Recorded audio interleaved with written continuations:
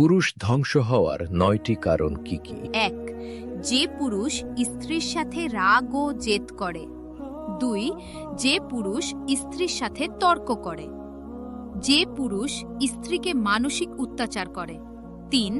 যে পুরুষ স্ত্রীর রূপ নিয়ে খুশি না। 4.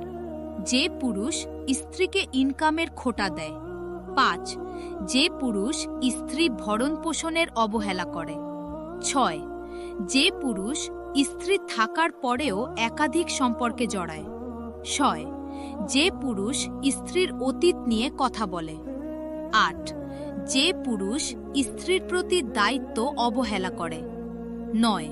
যে পুরুষ স্ত্রীর বাসস্থান করে দেয় না। ইসলামিক দাওয়াত ছড়িয়ে দিতে ভিডিওটি লাইক এবং শেয়ার করুন।